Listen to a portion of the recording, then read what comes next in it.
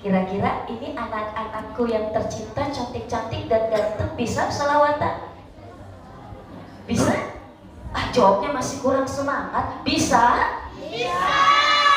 Insya Allah. Sallallahu ala Muhammad.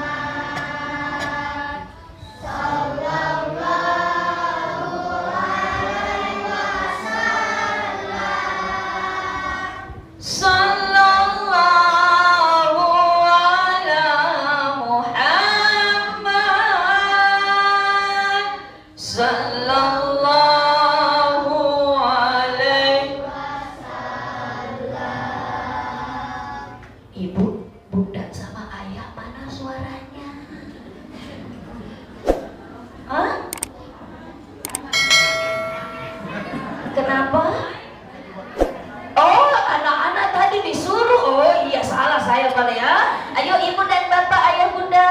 Sallallahu ala Muhammad. Sallallahu alaihi wasallam.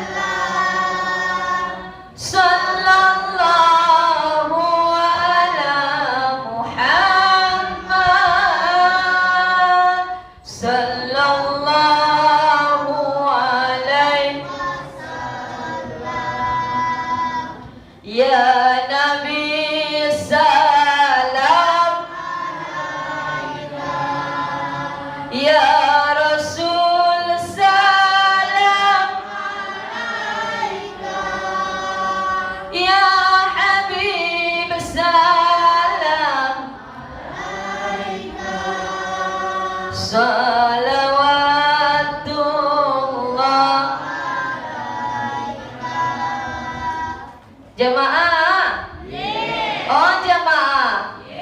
Alhamdulillah.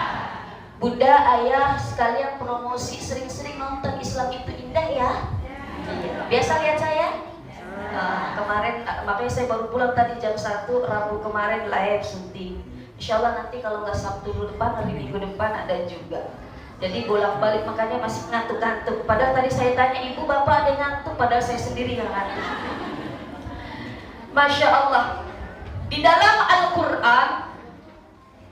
Al-Quran ini kan isinya bukan hanya tauhid, bukan hanya fiqih, tetapi di dalam Al-Quran isinya juga banyak menceritakan kisah-kisah para nabi, kisah-kisah orang hebat di dalam perjalanan peradaban kehidupan manusia. Nah, dari Al-Quran banyak sekali kisah-kisah yang bercerita tentang keluarga. Ada keluarga Ali Imran, ada keluarganya Nabi Nuh, Nabi Lut, Nabi Ibrahim, dan tentu juga keluarga Nabi Muhammad. Dari kisah-kisah itu ada beberapa gambaran bentuk keluarga. Ada yang satu keluarga ayah bundanya soleh, ayah bundanya taat kepada Allah, tapi anaknya durhaka. Siapa ini gambaran keluarga siapa? Keluarganya Nabi Nuh alaihi salam, punya anak namanya Kan'an, berhaka kepada Allah subhanahu wa ta'ala, alias tidak beriman kepada Allah.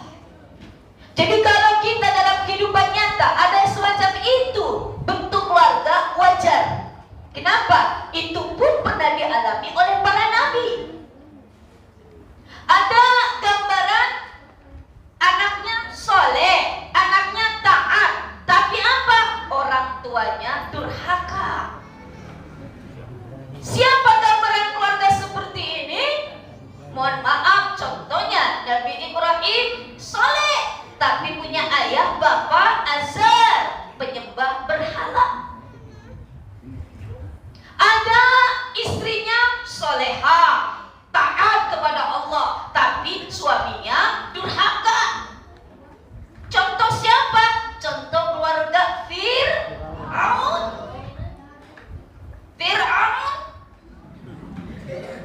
Keluarga siapa? Fir'aun.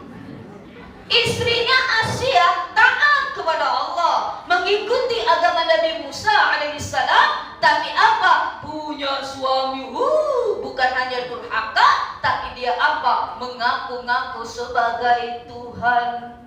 Ana rabbukumul a'la, sayalah Tuhan yang paling tinggi. Tapi ternyata Tuhan mati juga. Ada yang suaminya taat, beribadah, saleh, tapi istrinya durhaka. Siapa?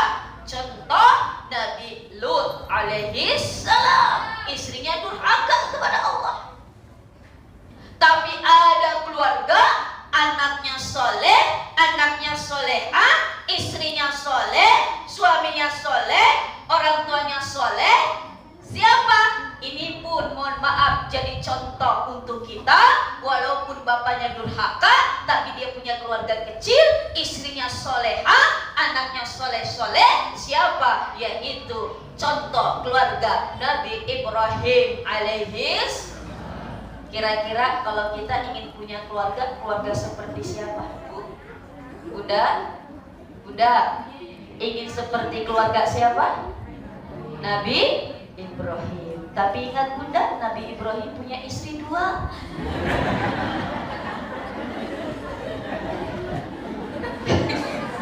Siti Sarah sama Siti Hajar. Jadi Bunda mau kayak keluarganya Nabi Ibrahim, Bunda? Kalau Bapak mau nggak seperti Nabi Ibrahim? Oh mau.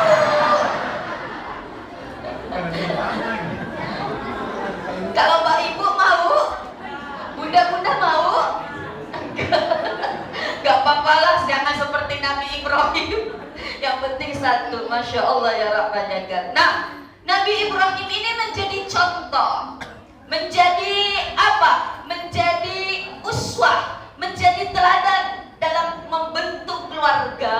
Sehingga apa? Nabi Ibrahim ini Masya Allah menjadi bapaknya para nabi. Nah, kalau kita berbicara bulan Zulhijjah adalah berbicara berkaitan dengan Idul Adha. Kalau berbicara tentang Idul Adha, pastilah berbicara tentang bagaimana bentuk, bagaimana cerminan keluarga daripada keluarga Nabi Ibrahim alaihissalam. Jadi apa yang bisa kita petik dari bulan Zulhijjah berkaitan tadi dengan kisah Nabi Ibrahim alaihissalam? Yang pertama Ibu, yang bisa kita petik hikmah ibrah daripada mohon maaf pengorbanan Nabi Ibrahim alaihissalam. Yang pertama, bahwa cinta kepada Allah harus di atas segala-galanya, bahkan lebih di atas daripada kita mencintai jiwa dan raga kita. Bayangkan Ibu Bapak, Nabi Ibrahim sudah tua, Siti Sarah pun istrinya sudah tua, belum punya keturunan. Padahal mengharapkan sekali keturunan yang bisa akan mewariskan dakwah daripada Nabi Ibrahim alaihissalam. Tapi ternyata sudah umur 90 tahun lebih belum dikaruniai keturunan. Sehingga apa? Siti Sarah menyuruh, memberikan masukan, Ibrahim silakan engkau menikah lagi. Kira-kira kita bisa gak seperti Sarah? Pak, aku sudah tidak mampu melayani Bapak, silakan Bapak menikah lagi. Kira-kira bisa gak? Tapi ini kondisinya karena memang tidak ada keturunan. Masya Allah ya Rahman ya Karim. Lalu dibelilah Siti Hajar untuk menikah dengan Nabi Ibrahim. Setelah mohon maaf menikah dengan Nabi Ibrahim, Siti Hajar, lalu apa? Lalu tidak lama kemudian beliau diamanahkan oleh Allah, yaitu punya keturunan yang diberi nama Nabi Ismail alaihissalam.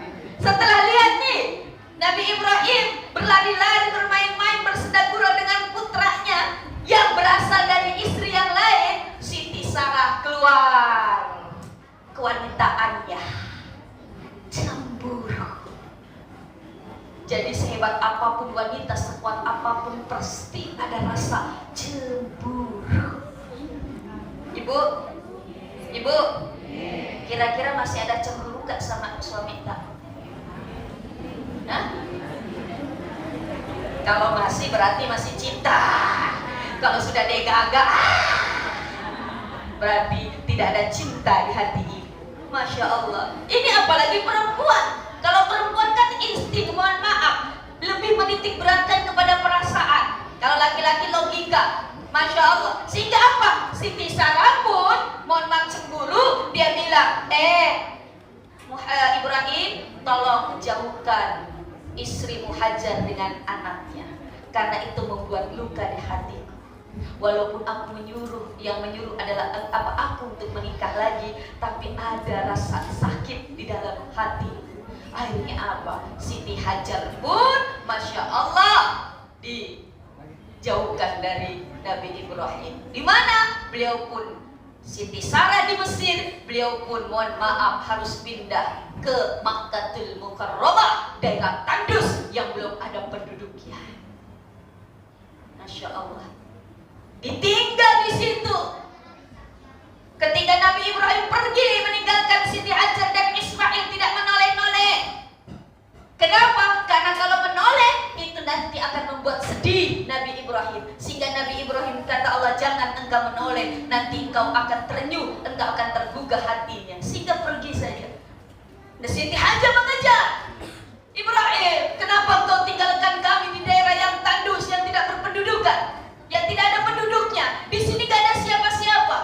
Nabi Ibrahim pergi saja sampai tidak menoleh.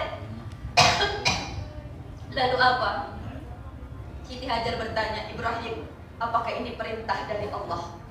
Ibrahim pun menjawab, iya. Kalau ini perintah dari Allah, saya rela, saya ikhlas, saya terima apa yang sudah engkau lakukan. Masya Allah ya rahmatnya. Ini bu, kalau memang kita menempatkan Allah di atas segala-galanya, apapun bentuk ujian, sebesar apapun ujian kita, sehebat apapun ujian kita, kalau kita memang menempatkan cinta kepada Allah di atas segala-galanya, ujian itu akan terasa ringan. Ujian itu akan terasa kecil. Kenapa? Karena kita bersandar bergantung kepada Allah. Apapun bentuk ujiannya, seperti mungkin ujian seperti Siti Sarah atau Siti Hajar, insya Allah. Kenapa? Karena menempatkan cinta Allah di atas segala-galanya. Sampai pada masanya Nabi Ibrahim diperintahkan untuk menyembelih Nabi Nabi Ismail. Masya Allah ya Rahman ya Karim.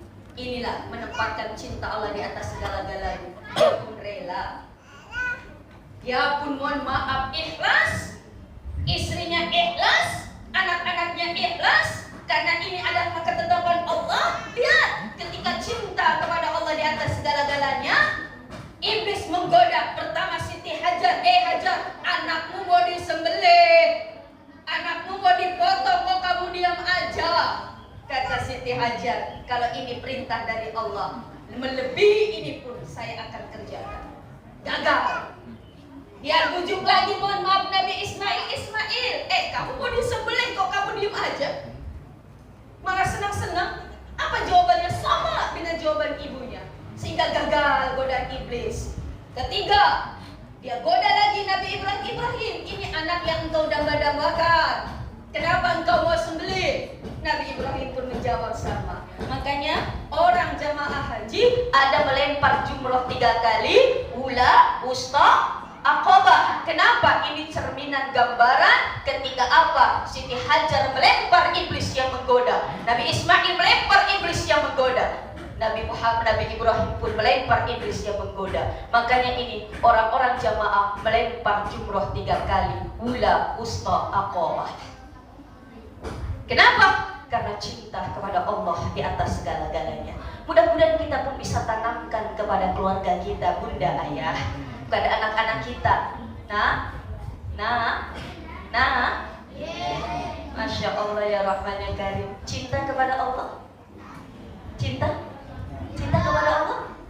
Kalau cinta kepada Allah, tugas Ananda, yuk belajar yang baik, belajar yang maksimal. Ketika kita belajar ilmunya Allah, maka Allah akan cinta kepada kita, dan kita pun insya Allah akan lebih mencintai Allah dan Rasulnya. Amin. Amin ya Rabbal